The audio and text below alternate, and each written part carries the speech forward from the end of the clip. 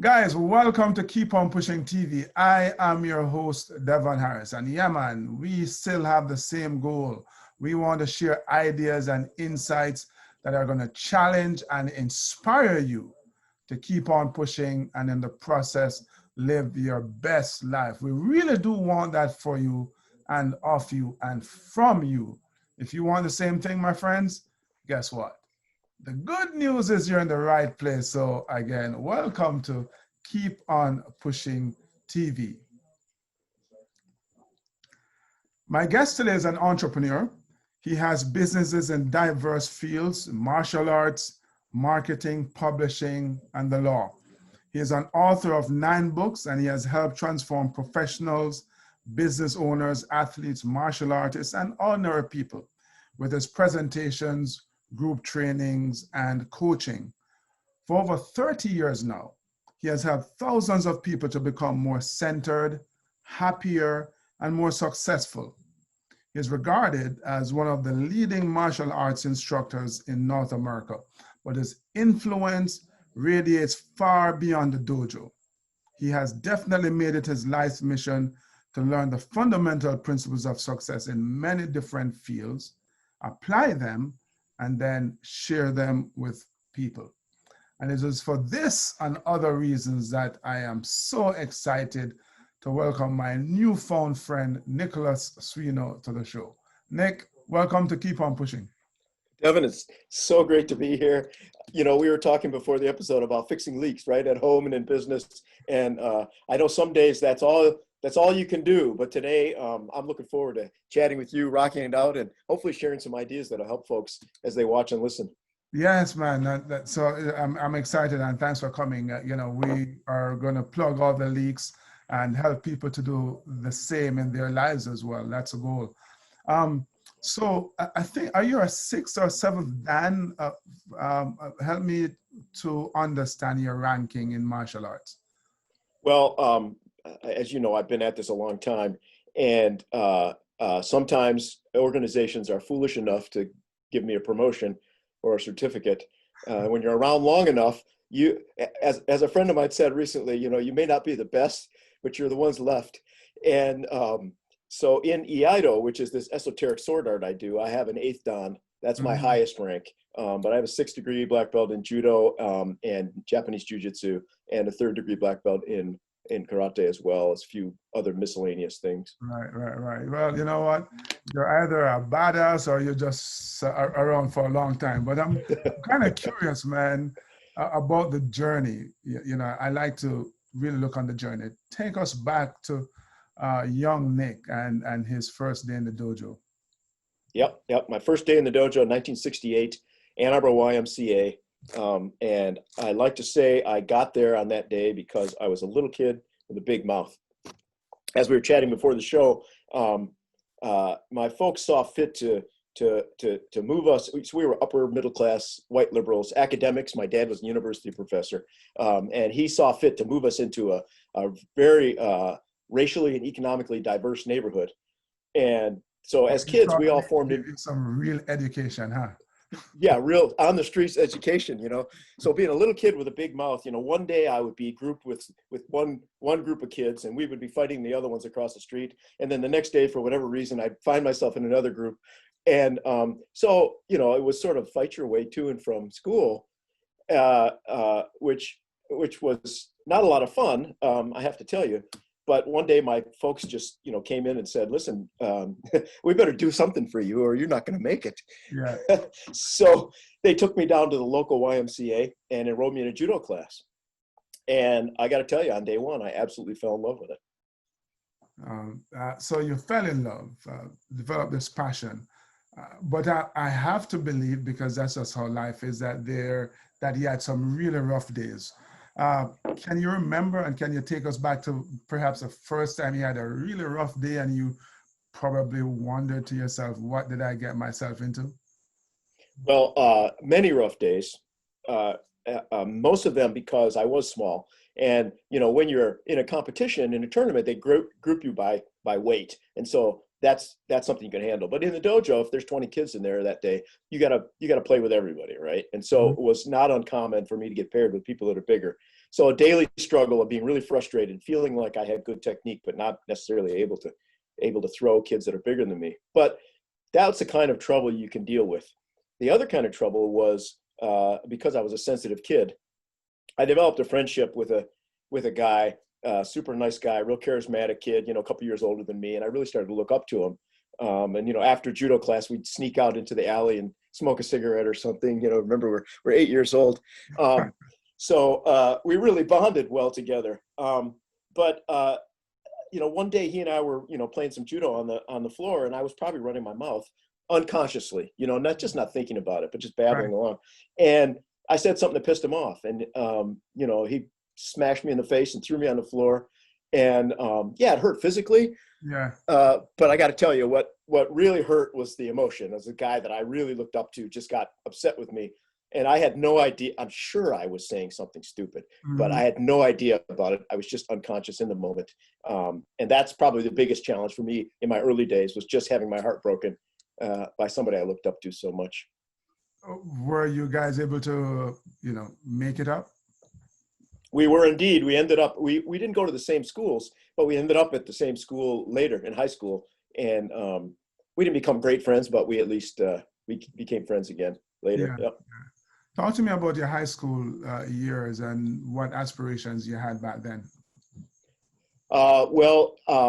In high school, I played judo for my first, in those days we had a 4-year high school. I don't know what it's like now because I'm 1,000 years old, but so we started in 9th grade and I was just a kid and finished in 12th. I was doing judo up through the 9th grade, but I took the following 3 years off of judo and joined the gymnastics team, which is still an athletic endeavor, still competitive endeavor. I met the gymnastics coach and he really encouraged me to join. So that was nice to have that mentorship.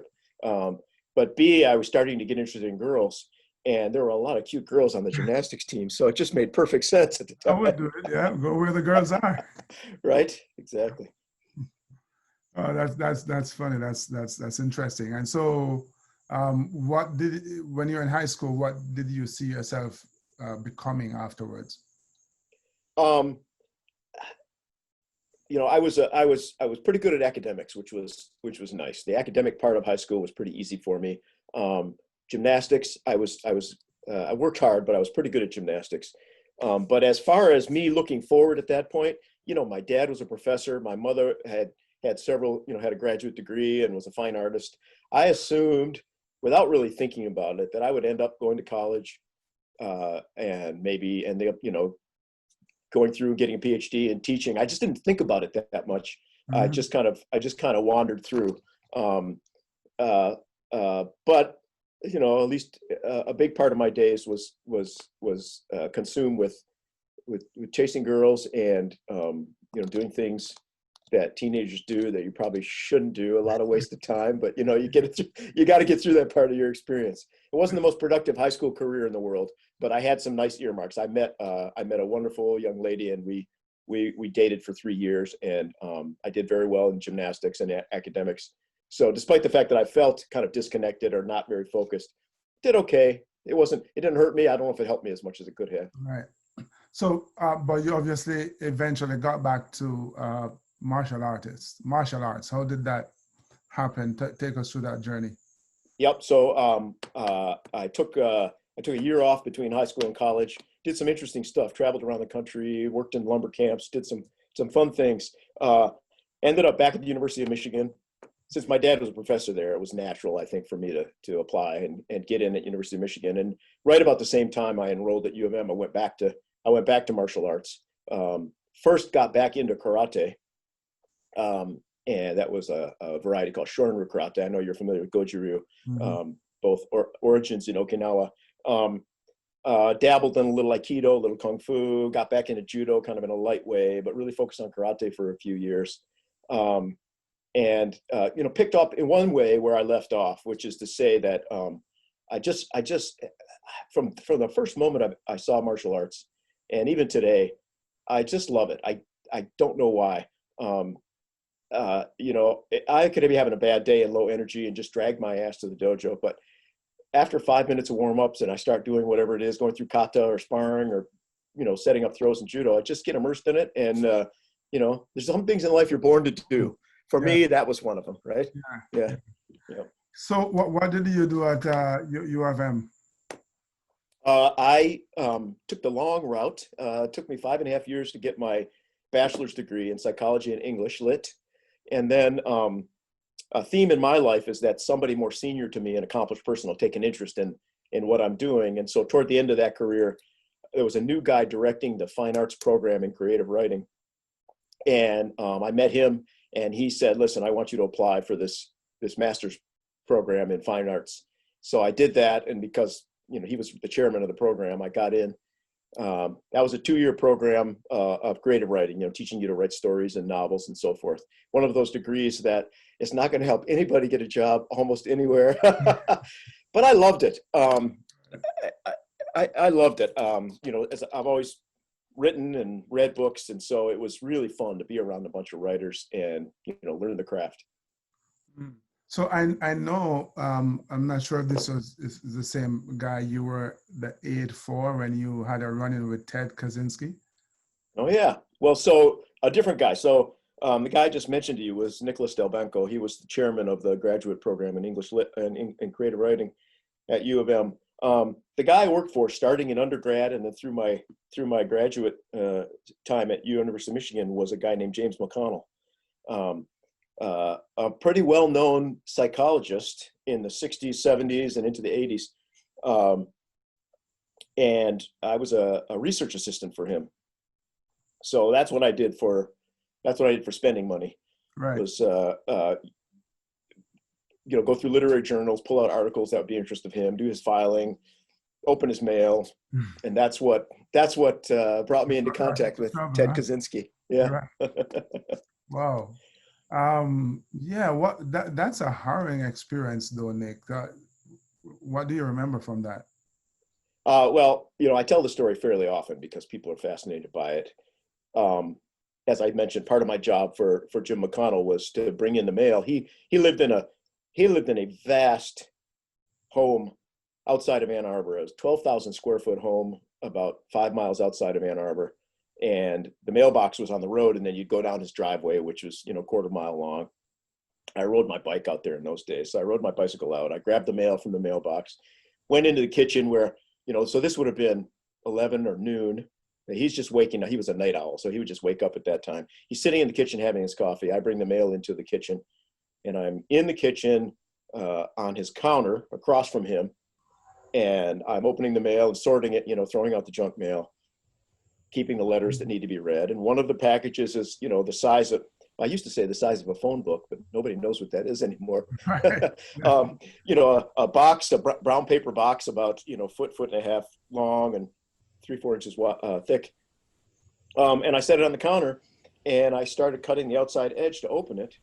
And as I got almost all the way through cutting it, I could feel outward pressure. It was what they call a reverse mousetrap. It was a trigger that was pressed down, right? Mm-hmm. And then once you open it, release the tape, the trigger would open, and that caused an explosion. So seconds later, the room is filled with gunpowder. Neither of us can hear. In the moment, it was just confusion and fear. I didn't realize that I had been hurt, but I soon found that out. Mm-hmm. The first thing I did was he had an alarm pad. He had a very elaborate security system. He had an alarm pad on his wall, so I ran to that and I summoned the ambulance.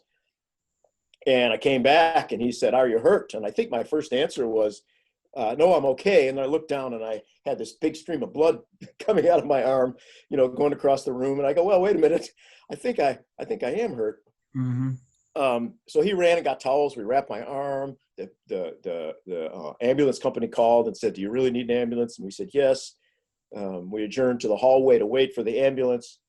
And, you know, just everything happens in a very strange, you know, looking back on it, it feels like slow motion because you're so full of adrenaline. Mm-hmm.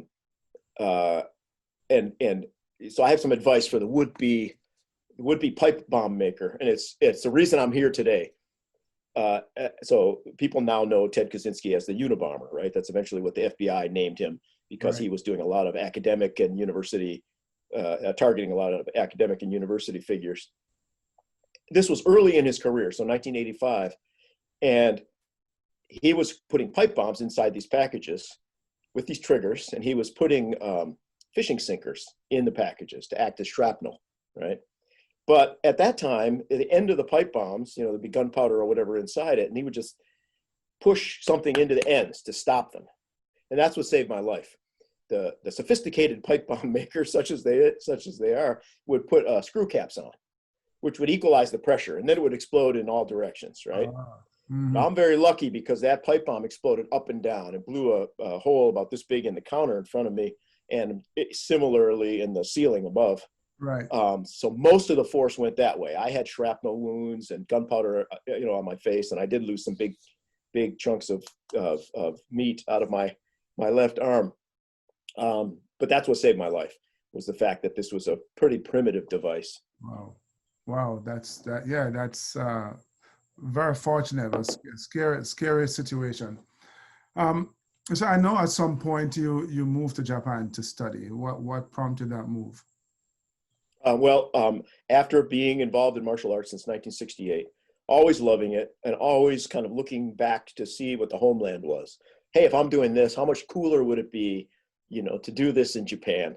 And I had a very twisted view of Japan. I thought it was all, temples and kimonos and, very stereotypical view of Japan before I went. First time you set foot in Tokyo, you realize, right, it's probably the most technologically advanced city in the world. But there you can still find the temples and the kimonos and all that. But always wanted to go. So after the master's program at U of M in 1988, I had saved a little money. I had some connections over there. So I jumped on a plane and with a girlfriend at the time from here who was interested in Japanese music. And we went over there, met some folks that we knew, found a place. And in those days, they had what's called the English boom. So everybody in the country was studying English conversation in 88, and that went on until about 1995. And so they were desperate for native speakers of English. And the fact that I was a native speaker of English with a bachelor's and master's in English didn't hurt, right? Yeah. So I got this amazing job. I would go into this headquarters in Tokyo every day, 4 days a week, and write course materials for them. Cake job, really. And the rest of the time I practiced martial arts, 4, 5, 6 days a week, sometimes twice a day, rarely 3 times a day. I would find a dojo in one of the arts that I, went to, and I'd practice. So it was paradise for me at the time. Yeah, that's what I'm hearing. You're doing two things you love: reading, writing, and martial arts. Wow. And so then you ended up meeting a mentor who kind of, I guess, brought you into in Aikido. Yeah. So it's funny, having done judo and karate and dabbled in a few other things, I had this dream of doing kyudo, which is Japanese archery, right? Always dreamed of that. So I thought, first thing I'm going to do when I get to Tokyo is study kyudo. But my karate teacher here kept saying, the sword's fascinating. You ought to at least give it a try. And he had heard about this guy that was part of our association. The guy's name was Yamaguchi Sensei. And he was just, one of the most famous swordsmen in Japan at the time. And he came as part of a contingent that summer to Las Vegas to teach. So I went out there to a seminar, and when I saw him, it was just magical. The guy was maybe 5'3", 110 pounds, just this little guy. But his forearms, were this big from using a sword all the time. And his calves were the size of watermelons because he never put his heels down. He'd slide on the balls of his feet for kendo and iaido. And the first time I saw him, I'm in a casino in Las Vegas where our hotel was. And I see this guy with a, drink in his hand walking across the room. And I'd never seen anybody move like that before. He floated across the room, I just knew who he was instantly. And he had a charisma that I've never quite been able to explain. He had this vibrancy. So anyway, I met him at the seminar, and I go, I got to at least spend some time with him. So when I got there, I was training with other people and I kept asking, can I get an introduction to this guy? Can I get an introduction to this guy? But they were kind of putting me through the test first, right? Right. They wanted to Are make you sure that you're sincere? real. Right. Are you for real? Are you sincere? You're hardworking. I'm not going to refer you until I'm convinced you have good character. But finally, after begging long enough, this guy Sato Sensei, who was in charge of the organization, said, "Okay, I'll call up my pal and I'll say, this kid's coming over." So they arranged a meeting. It was on a Thursday. Gave me the directions to his house, and I went over there. And he lived in this neighborhood in Tokyo with this nice courtyard, and he had a small dojo in his house, wooden floor, high enough ceiling so he could swing a sword. Took my first lesson, and that was like my first day in judo. My first day in Iaido was just mind expanding. I just felt like I'd been born to do it. I still can't explain that, but the connection with my teacher was amazing. He's just one of the kindest, most charismatic people I've ever known. And he was a systematic teacher, would help me because my karate teacher here in Michigan was very systematic. So I could follow that. And it was kind of amazing. He would go on the floor and he would demonstrate a form, and then he'd sit on the edge and I would do the form. He'd give me a couple corrections, and then I'd sit down and he'd do the form, and we'd go back and forth, and that was 3 hours. So I'm in the room with a guy who is one of the most famous swordsmen, in Japan, incredibly charismatic, full attention on me, no distractions. It was exhausting and terrifying, but really powerful. I was able to learn quickly. Yeah. Talk to me about his philosophy and what you took from that in terms of the way he prepared you, the way he taught, the way he prepared you for tournaments. Well, he was a fanatic as well. He was already, when I trained with him, in his late 60s. And he would teach usually 2 or 3 3-hour lessons a day. And when he wasn't teaching, he was practicing. The guy was a fanatic about it. So he set a great example. Practice, practice, practice. Loved what he did, communicated that love. Very specific, but kind. I've had many martial arts teachers. I don't remember anybody else who made you feel so good about your mistakes. Okay, that's not right. Let's do it this way. And if I got discouraged or too excited, he'd go, just let's do it again. Let's do it again. And because I worshiped him, the tournaments and the gradings were trivial. The only thing I cared about was what he thought, right? So if you go to a tournament, I go, "Oh, Sensei, I'm really worried about this tournament." He's like, "It's not a big deal. Let's just go do this tournament. You'll be fine." And so I was fine. Right? But I read where you're saying that you would practice, the movements that you'd perform at a tournament for, hours, 100 times. That was how he thought you should prepare. Yeah. Yeah. And I would have a lot of harebrained ideas. "Oh, Sensei, I want to do this, this, and this." And he'd go, let's hold off on that. Do these things.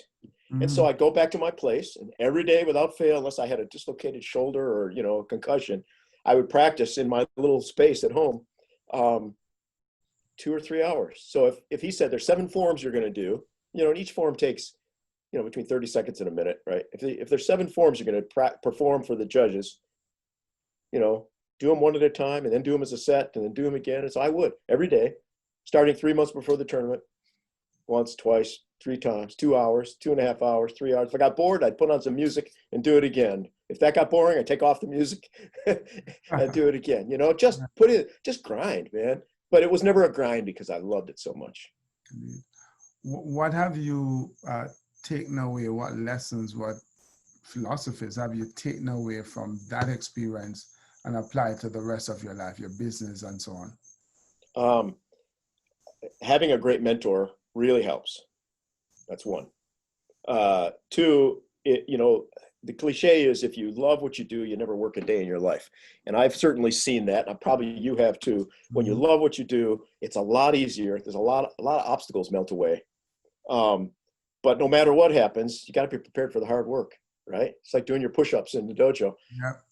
First you hate them, then you just do them, and eventually you learn to love them because they're part of the process. Yeah. So yeah, mentors, for me, love of what you do, and incredibly hard work. I don't want to minimize that, but at the same time, the hard work isn't awful if you love it, if you love what you're doing, right? I agree. I mean, I often say I don't work, but there's a lot of effort, and you just can't get beyond that. And the idea that I don't work really comes from the fact that I truly love what I do, so it doesn't feel like work. But hey, there's tremendous effort to produce the results that you're seeking, right? So, I guess you had that experience in your martial arts career. Yeah, I think that's what taught me to work hard. I was not a natural hard worker. I was a lazy kid, distracted. I think martial arts, I think doing the push-ups taught me how to work hard. Yeah. So, so Nick, you're back in the States. I know you ended up in law school. Yeah, yeah. I'm curious as to, how does law and martial arts, how do they correlate? I don't think they correlate. I mean, I'm sure some people can make them correlate. For me, I moved to Lansing, Michigan. I was married to a wonderful woman who wanted to go to medical school. So she got admitted to medical school in Lansing. We moved to Lansing. I opened a dojo there. She went to medical school, and I would walk from our home to my dojo and back. And every day I'd walk past a law school, and they had a huge law library, and you could see the big windows and the arches. And I saw these guys in there, these kids for me then, studying in the books. And I just thought, wow, that's fascinating. I bet I could do that. And I kept thinking about it. And then, so that school had a program, the admission exam for the law school is called the LSAT. And that school had a program. They said, well, we've got a 2-year waiting list, but if you do well enough on the LSAT, we'll put you to the front of the line and we'll give you a scholarship. Right. A challenge. I like that. So I started studying for the LSAT. And the funny part for me is my father still lived down here in Ann Arbor. He was still alive then. And on Wednesdays, I'd go and I'd drink a beer with him and I'd play cards. And so one night I'm telling him these plans, and he goes, "That's the stupidest thing I ever heard." He goes, "You can't go to law school." He said, "A, you'd hate it, and B, you're not smart enough," or something, just right. Offhand. I said, "Okay, Pops, I'll bet you $5 I can take this LSAT in July, and I'll be in law school by September." And so he goes, "You're on, kid. You smart ass kid. You're on." So that made me really want to do it. So I studied my ass off, man. I just here's the hard work part again. Thinking back on it, I just can't believe there's a lot of materials available, but I probably studied 10 hours a day for 3 months. And I went in and I took the LSAT and I did really well on it. And sure enough, the law school, called me up and they said, "If you are ready, you can come in September and we'll give you 50% off your tuition." Okay, why not? So for a $5 bet, plus I won the $5. You don't understand the important thing. Yeah, so, you can add that to your tuition. Yeah, right. And I loved law school because it was a vacation from having to grow up. I ran my dojo. Had my, did what I was doing. And went to law school and did pretty well. I loved law school and I loved the academic side of law. So after law school, I clerked for the Michigan Court of Appeals. And then I spent some time clerking for one of the Supreme Court justices in Michigan. All the academic part, I just loved. Turns out I got into the practice of law, didn't really love it. So I bounced around. I went to a few different law firms, ended up in Northern Michigan, living in just an ideal, beautiful place. If I had had a wonderful job, I'd still be there today. But the folks in my office were not the nicest people I ever met. I don't know if they were the most honest people I've ever met. And so I had a lot of time to think about, do I really want to do this? And the more I thought about, did I hate what I was doing because of the people and the work, or was I just not, right? I didn't love it. That was the difference, right? I didn't love it like I did martial arts or other things. And so I was okay at it. I would have been a lot better had I loved it. And so at some point I just started thinking about getting out. So I started, probably 10 years. I still have a law license. I still dabble in it. I help some people now and then, but really I pretty much did 10 years of law and then shifted back into martial arts and other things. Mm. So now you're using, your experience, and you spoke. In fact, I'd like to dive into that a little bit more. Yamaguchi Sensei, you spoke about how you kind of soaked up his essence, and learned so much from him. How has that informed, what you're doing now? What are some of the things that you're like, what, I'm holding on to this that I'm learning from you, and I'm applying it to my life now? The first thing is just the level, what's possible in life. Sometimes, I don't know about you, but not so much anymore, but when I was younger, I'd look at really successful people and just feel like they were cut from a different cloth. That I was like a lot of folks. I just assumed if someone had a great business that they were born with it or their parents were in that.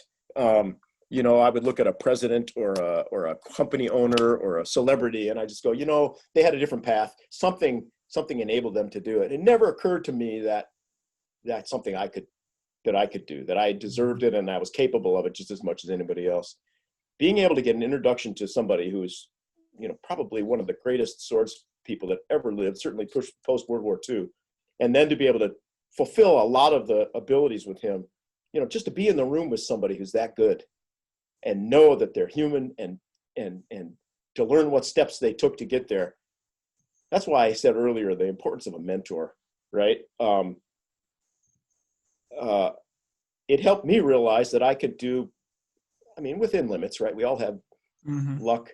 We all have luck, innate intelligence. But the things that don't require luck or innate ability are, showing up on time, working hard, reaching out for help, those kinds of things. And that's where really 90% of everything important is in the hard work, is in the grind.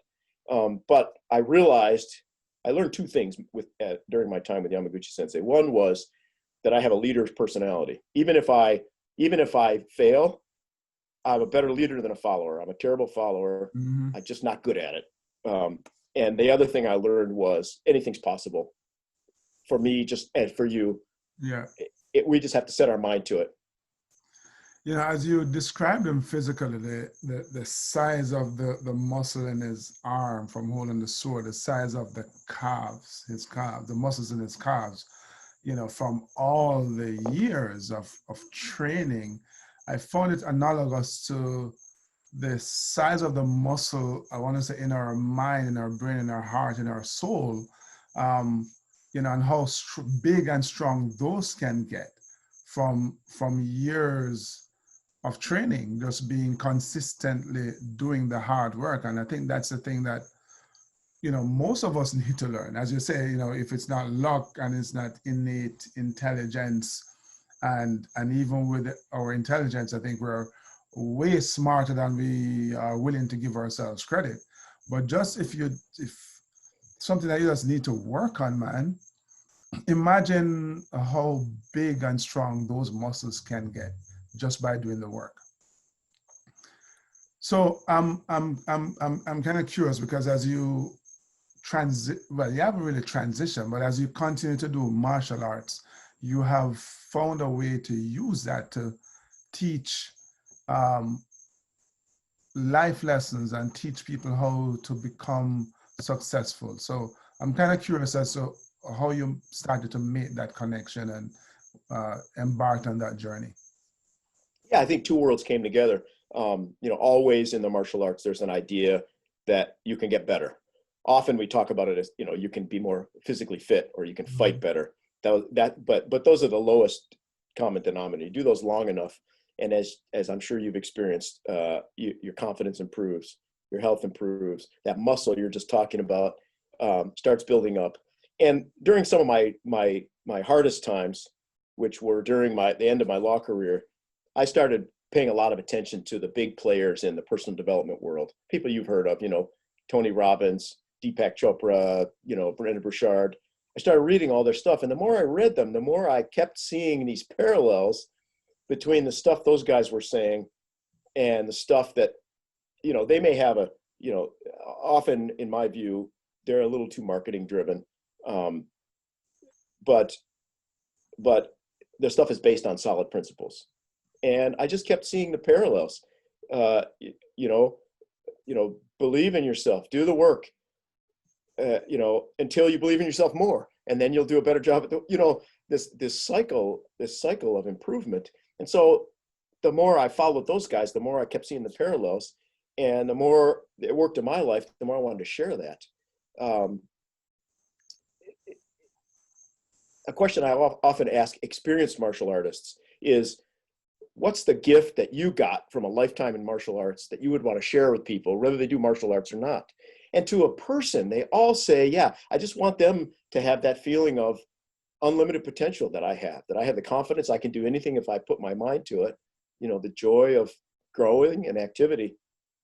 So those things started to come together, and people would come to me as a martial arts sensei, and they say, oh, I'm struggling with confidence. Well, let's work on that, and then I do it for a group of 5 or a group of 10, kind of organically, and then I just put my mind to it a few years ago and said, well, there's no reason why, if you can't, if you can teach 10 people how to be more optimistic, how to be more effective, how to put together a plan and live into it, there's no reason we can't teach 100. Mm-hmm. So that's when I started doing bigger events. What do you think, because I know you do a program called Permission, what do you think it is that stop people from giving themselves permission to succeed? What have you noticed from the people you're coaching and training? I wonder what you've seen as well, but it's a number of things, right? Often it's the voices of their parents inside their heads. Our parents are trying to keep us alive, so they say no a lot. But no is not always helpful, right? And as you get older and you have better ideas, sometimes yes is important. So often it's parents' voices, it's often spouses' voices. Sometimes, people have fallen down and skinned their knees a few times, and they feel like everything they do is going to lead to that. So experience, they don't have permission. And I was working with a lot of people on writing books, on building companies, and I noticed that we'd agree on a plan, and they would take a couple steps on the plan, and then they'd stop, and they wouldn't be able to do the next step until they checked in with me. Hey, is it all right if I do this? They were asking for permission, right? In a lot of places, people were asking for permission. So my first goal in that is to give them a sense of permission. And then the next goal is to teach them or help them figure out how to give themselves permission, right? Yeah. Often you can't snap your fingers, right? It's a process. It's a process, yeah. Yeah. So what are some of the, I don't know, ideas, strategies that you give them that help them? Because obviously you're giving them permission is one thing, but you're gonna have to, if you have to give someone permission, every time they need to do something, they're gonna come to you. Right. So what were some of the strategies you use to help them to give themselves permission? We start with baby steps. The most important, the secret sauce, the formula for our event. It's a 12-hour lockdown immersive event, 100 people in the room. I say, listen, you got to commit to this. Come in at 6 a.m, leave at 6 p.m. You got to stay for this. The secret sauce is something called unconditional positive regard.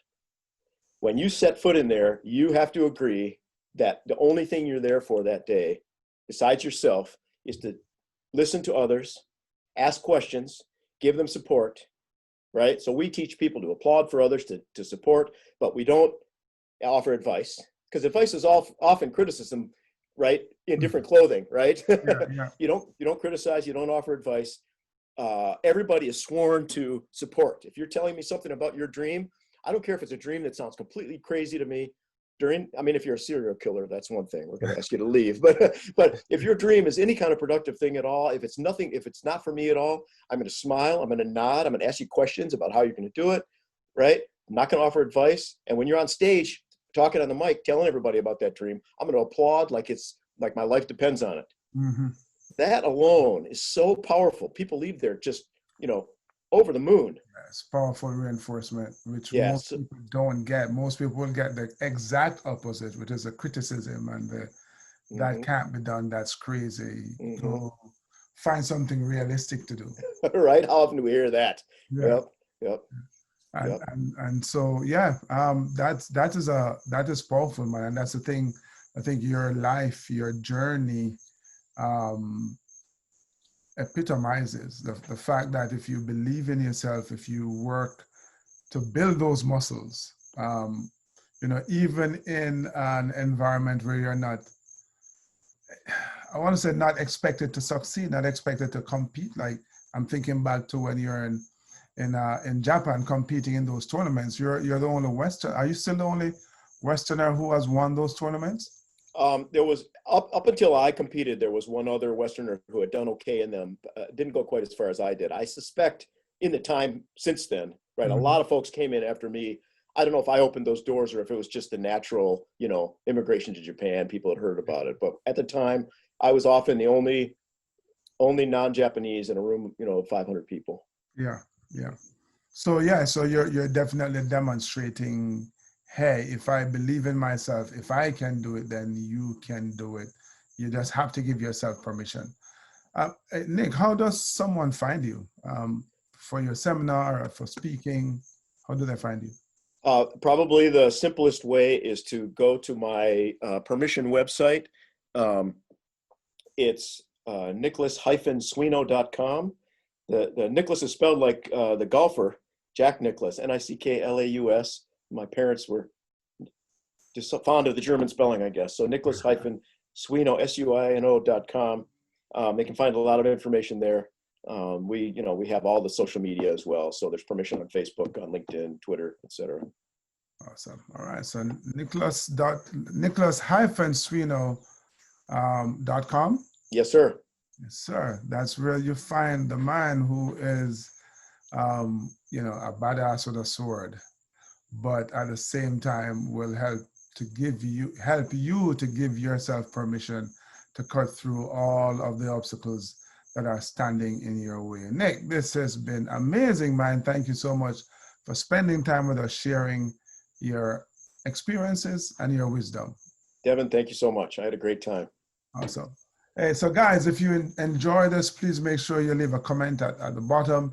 If you haven't done so yet, hey, hit that subscribe button and hit that bell. You'll get a notification every single time we post one of these amazing videos. And don't forget to share it, right? Don't keep it. Your friends want to be inspired as well. So share it. Don't keep it. And as always, keep on pushing. Thanks for watching. If you haven't done so yet, make sure you click on that subscribe button and hit that bell. You'll get a notification every time we post a new video. And don't forget, share it with your friends, man. They want to be inspired as well, right? So share it. Don't keep it. And before you go on to the next video, visit my website, www.devonharris.com. Keep on pushing.